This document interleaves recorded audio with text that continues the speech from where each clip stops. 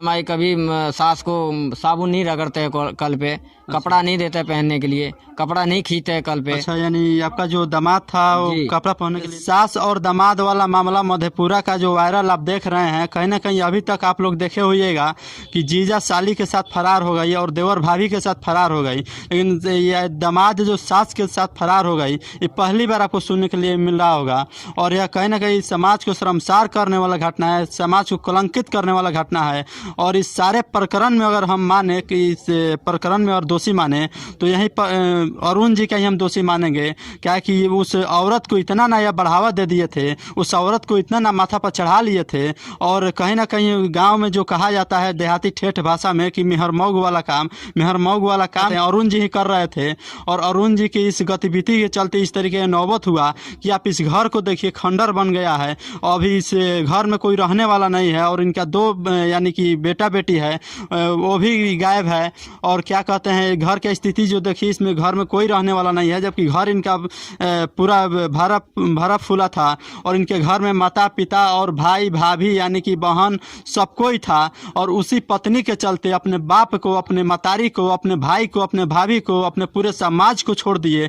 और पूरे समाज को छोड़कर और इनके पत्नी के कहने पे दूसरे जगह घर बना लिए और यहाँ इनका पत्नी रहने लगी। और यहाँ पत्नी इनका अकेला रहने लगी और ये बाहर रहने लगे और बाहर से पैसा मंगाती गई और वो अलियासी करती गई और अपने दामाद के साथ आज फरार है। और इस घटना का कहीं ना कहीं और हम कहते हैं श्रेय और कहीं ना कहीं दुष्प्रभाव और समाज में पड़ रहा है, तो इसी अरुण जी के चलते पड़ रहा है। ऐसे अरुण जी फिर समाज में कोई ना बने, हम यही आग्रह करेंगे नई युवा पीढ़ियों से कि इस तरीके का घटना फिर दोबारा ना हो। ऐसे घटनाओं पे कहीं ना कहीं आप लोगों को अमल और ध्यान करने की ज़रूरत है कि फिर से आप बाप मतारी और जो भी भाई भौजाई और समाज के लोग हैं सबको लेकर चलना ही अच्छा रहता है। और न चलने का परिणाम आपके सामने है कि इनका घर बिखर गया, आज ये कहीं का नहीं रहे। आज इनको बाप मतारी भी नहीं पूछ रहे, यानी कि पत्नी के चलते। यानी कितना साल पहले आप अलग हो चुके थे घर से?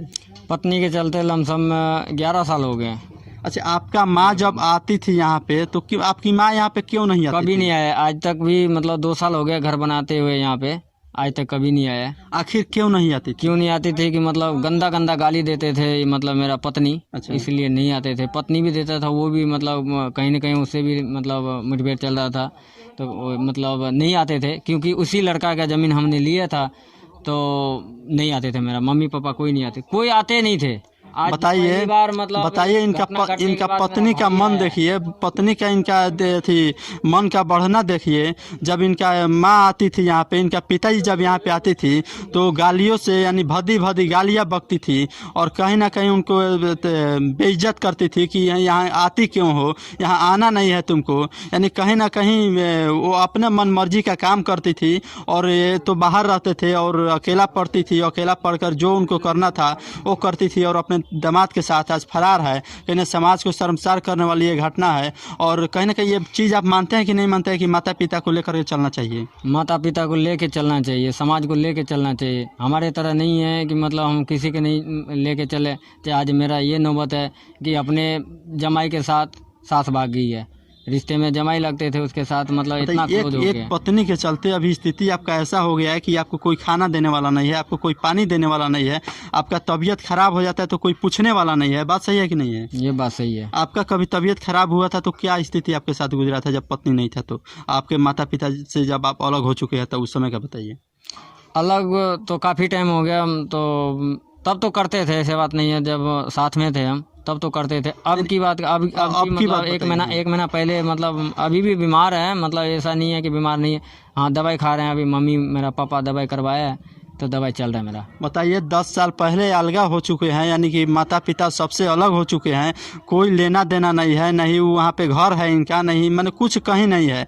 फिर भी 10 साल बाद इनका फिर जब पत्नी भाग गई, कोई पूछने वाला नहीं है। तो वहीं माता पिता, वहीं जो खराब हो चुके थे, इनके नज़र में पूरा बुरा हो चुके थे, पूरा खराब हो चुके थे, और वहीं माता पिता आज इनका यानी कि जीवनोद्धार बने हैं। और कहीं ना कहीं इनका और तबीयत खराब हो जाए, यानी खाना पीना हर चीज़ वहीं माता पिता कर रहे हैं। उनके पत्नी इनका पत्नी भी फरार है, पत्नी और फरार है तो माता पिता ही काम में आ रहे हैं, और पहले माता पिता को इन दुश्मन समझते थे।